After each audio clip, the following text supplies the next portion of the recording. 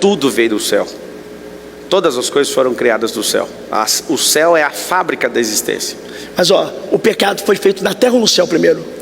Se você for olhar o que é desobediência, quem foi o primeiro a pecar não foi Adão, foi o próprio Lúcifer, que era o guardador, o querubim da guarda. Então, mas o primeiro pecado foi no céu? Foi na eternidade. Foi na eternidade. Por isso que não tem perdão. Então o pecado veio do céu? Lógico que veio. Se ele pecou na eternidade... Mas veio de Deus. Porque nem tudo que vem do céu, você pode ver que no livro de Jó, você vai ver que quando Jó perdeu os gados, um fogo estranho desceu do céu e matou. Então nem tudo que cai do céu vem de Deus. Não, até a Bíblia fala sobre o diabo veio da onde então? Então responde essa. O diabo veio da onde? Lúcifer, né? Porque o diabo é uma conotação de... Satanás. Ele veio da onde? Então, ele veio do céu. Lúcifer veio do céu. Ou seja, veio do céu não, veio de Deus, porque ele não pode se criar, foi Deus que criou ele. Então, se é bom ou se é mal, assim como está Isaías... faz parte do propósito. Por que Deus não destrói o diabo? Calma aí, vamos lá. Você pegou a linha de raciocínio que me deixou intrigado. O diabo veio de Deus.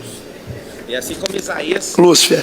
É porque a palavra do diabo vem do original, é inimigo, né? Igual a palavra pecado. As pessoas falam pecado é errar o alvo. Tem que entender que quando o hebraico ele é traduzido para o português, muda-se muita coisa. Eu sei, mas não tem nada que não tenha vindo de Deus. Tudo veio de Deus. Tudo veio de Deus.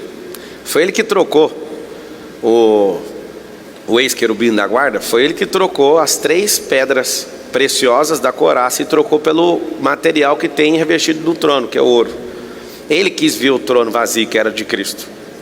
Então, ele mudou.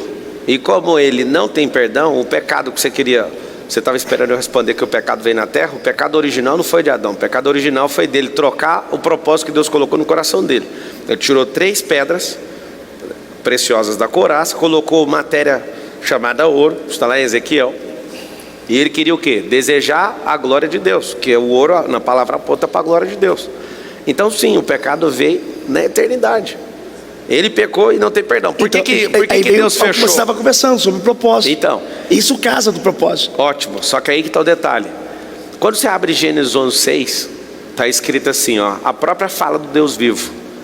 Desçamos ali para ver o que o homem está fazendo. O homem tem unidade, linguagem, nada que eles intentarem no seu coração. Aqui eu vou te mostrar que a gente carrega tudo que a gente quiser. Torre de Babel.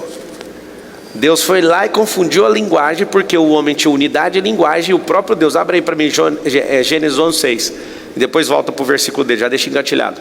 Lá fala o seguinte, fala que desçamos e confundimos a língua, porque eles têm unidade, uma só língua, unidade e linguagem, e vai dizer que ninguém poderá resistir ou lutar, porque tudo que se intentarem fazer... Se a gente juntou e começou a entender o que a gente carrega, não tem limite, chama poder ilimitado. Se o poder está saindo da boca do Deus vivo, é ilimitado, como que eu posso asseverar que as pessoas não carregam tudo que Deus colocou aí dentro? Só tem ilimitado se tiver tudo aí dentro. Então, só que aí vem um assunto que aí está conversando que eu não estou tirando a razão. Só que eu estou falando de tudo, só que existe a parte da vocação, da eleição, da graça. Então, lembra que você começou assim, sobre os dons espirituais. Você falou, todos os dons estão dentro da pessoa. Todos os dons estão dentro da pessoa. E aí eu falo que, por exemplo, vou falar do ministério.